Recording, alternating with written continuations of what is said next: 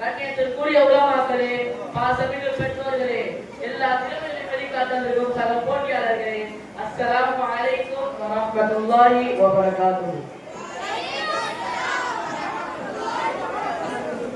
நேரம் குறைவாக இருப்பதால் நான் நேரடியாக விஷயத்திற்கு வருகிறேன். அல்லாஹ் தன் அருள்மறையாம் திருமறையில் கூறுகிறார், அஊது பில்லாஹி மினஷ் ஷைத்தானிர் ரஜீம், பிஸ்மில்லாஹிர் ரஹ்மானிர் ரஹீம். வவஸ்ஸைனல் இன்சான பிவாலிதைஹி இஹ்சானா. மனிதன் தன் பெற்றோர்களிடத்தில் இஹ்சானோடு உபகாரத்தோடு நடந்து கொள்ள வேண்டும். ஏன் தெரியுமா? அவன் தாய் அவனை கஷ்டத்திற்கு மேல் கஷ்டப்பட்டு சிரமத்திற்கு மேல் சிரமப்பட்டு சுமந்திருக்கிறார். அவனை சுமக்கும் காலம், அவனுக்கு பால் கொடுக்கும் காலம் என்று ஏறத்தாழ 30 மாதங்கள் கடும் கஷ்டத்தை எடுத்துக் கொள்கிறார். எனவே மனிதன் தன் பெற்றோர்களிடத்தில் இஹ்சானோடு உபகாரத்தோடு நடந்து கொள்ள வேண்டும் என்று அல்லாஹ் சொல்கிறார்.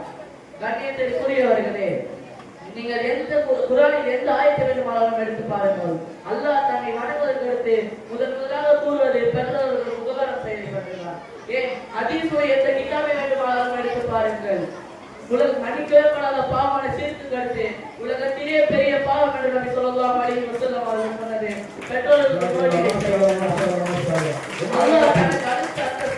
பெற்றோர்களுக்கு தருகிறார். கடவுளாக அல்ல, உபகாரத்தின் அடிப்படையில் அவர்கள் எப்படிப்பட்டவர்களாக இருந்தாலும் அவர்கள் உபகாரம் செய்தே ஆக வேண்டும். ஏன் காபிராக இருந்தாலும் சரி, அவர்கள் உபகாரம் செய்த ஒரு சிறிய துறை கூட வைக்கக்கூடாது. சிறுக்குடைய விஷயத்தை தவிர மற்ற எல்லா விஷயத்திலும் அவர்களுக்கு கட்டுப்பட்டு நடக்க வேண்டும். அருமையானவர்களே, பெற்றோர் உபகாரம் செய்வதை பற்றி இவ்வளவு முக்கியமாக அல்லாஹ் ஏன் கூறுகிறார் தெரியுமா? நம் பெற்றோர்களை பார்ப்பதில் தான் நம்முடைய ஆயுள்காலம் தீர்மானிக்கப்படுகிறது. நம்முடைய ரிஸ்க் எவ்வளவு என்பதோ, பெரிய பெரிய வியாதிகள் முசீபத்துகள் வருவதும் வராமல் இருப்பதோ, நம்முடைய பிள்ளைகள் நம்மளை படிப்பதும் நம் பெற்றோர்களை பார்ப்பதில் தான் இருக்கிறது. நமக்கு ஆயுள்காலம் நீட்டப்பட வேண்டும் என்றால், நம்முடைய ரிஸ்க் விசாலமாக்கப்பட வேண்டும் என்றால், நாளை நம்முடைய பிள்ளைகள் நம்மளை மதிக்க வேண்டும் என்றால், பெரிய பெரிய வியாதிகள் பல முசீபத்துகள் வரக்கூடாது என்றால், நாம் சோழம் செல்ல வேண்டும் என்றால், நம் பெற்றோர்களை மதிக்கும் விதத்தில் மதித்தால் இதெல்லாம் தானாகவே வந்து சேரும். கண்ணியத்திற்குரியவர்களே, உங்களுக்கு உவைசுல் கர்ணி பற்றி தெரியுமா? அவர் யமன் நாட்டில் நபி ஸல்லல்லாஹு அலைஹி வஸல்லம் அவர்களின் காலத்தில் வாழ்ந்த ஒரு முஸ்லிம். அவர் நபியை சந்தித்து சஹாபியாக வேண்டும் என்று மதீனாவுக்கு புறப்படும் போது அவருடைய வயதான தாய் அவரை கழித்தார். உலகத்திலேயே நபிமார்கள் கருத்த சிறந்தவர்கள் சஹாபாக்கள் தான். ஆனால் நபி ஸல்லல்லாஹு அலைஹி வஸல்லம் அவர்களை சந்தித்தால் மட்டுமே சஹாபியாக முடியும். எனவே என்ன செய்வது? ஒரு புறம் சஹாபியாக வேண்டும் என்ற ஆசை, மறுபுறம் வயதான தாயை பார்த்துக் கொள்ள வேண்டும் என்ற கவலை. எது முக்கியம் என்று வரும்போது அவர் சஹாபியாக விட்டாலும் சரி, அவருடைய வயதான தாய்க்கு பணிவிடை செய்ய யமனிலே தங்கிவிட்டார். இவரை பற்றி நபி ஸல்லல்லாஹு அலைஹி வஸல்லம் அவர்கள் என்ன சொன்னார்கள் தெரியுமா?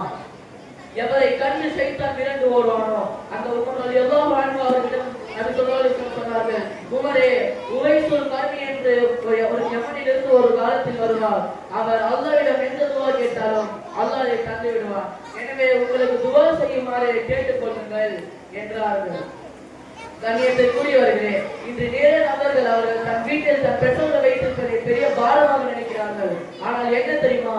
அவர்கள் தன் வீட்டில் தன் பெற்றோரை வைத்தல்ல, அவர்கள் தன் வீட்டில் தன் சோழத்தையே வைத்திருக்கிறார்கள் என்ற அர்த்தம். ஏன் தெரியுமா? ஒரு காலத்தில் யமனில் இருந்து ஒரு சஹாபி கஷ்டப்பட்டு பயணம் செய்து நபியிடம் வந்து சொன்னார்கள், யா ரசூலல்லாஹ், நான் கஷ்டப்பட்டு பயணம் செய்து எனக்கு தியார் செய்ய பயணம் செய்ய தியார் செய்ய ஆர்வமாக உள்ளது என்றார்கள். அதற்கு நபி ஸல்லல்லாஹு அலைஹி வஸல்லம் அவர்கள் சொன்னார்கள், எனக்கு நபி ஸல்லல்லாஹு அவர்கள் கேட்டார்கள், உன்னுடைய பெற்றோர்கள் யமனில் இருக்கிறார்களா? அதற்கு அவர் ஆம் என்றார். அப்பொழுது நபி ஸல்லல்லாஹு அலைஹி வஸல்லம் அவர்கள் சொன்னார்கள், உன்னுடைய சூழம் ஜிஹாதில் அல்ல, உன்னுடைய சூழம் யமனில் உள்ள ஒரு பெற்றோரின் இடத்தில் இருக்கிறது என்றார்கள். பெற்றோருக்கு பணிவை செய்தால் இவ்வளவு நன்மை இருக்கும் போது அதே பணிவை கொடுத்தால் கடுமையான தண்டனைகளும் இருக்கிறது. என்ன விளைவாகும் தெரியுமா?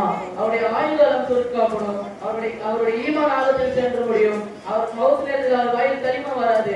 உங்களுக்கு எல்லாம் தெரியுமா? அது கமார் ரலியல்லாஹு அன்ஹு என்ற ஒருவர் மவுத் நேரத்தில் நபி ஸல்லல்லாஹு அலைஹி வஸல்லம் அவர்கள் சொல்லிக் கொடுத்தோம் அவர் வாயில் களிமா வரவில்லை. ஏனென்றால் அவர் தாய்க்கு செய்ய வேண்டிய கடமையை சரியா செய்யாவிட்டதனால் அவர் வாயில் களிமா வரவில்லை. அதன் பிறகு அவர் தாய் மன்னித்த பிறகு அவர் வாயில் களிமா வந்தது என்பது வரலாறு. ஒரு சஹாபிக்கு இந்த நிலைமை என்றால் நம்முடைய நிலைமையை பற்றி என்ன சொல்வது?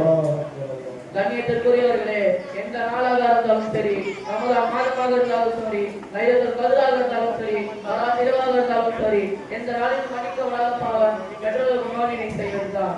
குர்ஆன் பெற்றோருக்கு அநியாயம் செய்ததை உச்சகட்டமாக கூறுகிறது. வலா தகுல் லஹுமாவும், பெற்றோர்களை பார்த்து சீ என்று கூட சொல்லாது. இதை விட பெரிய வார்த்தை எவராலும் சொல்ல முடியாது.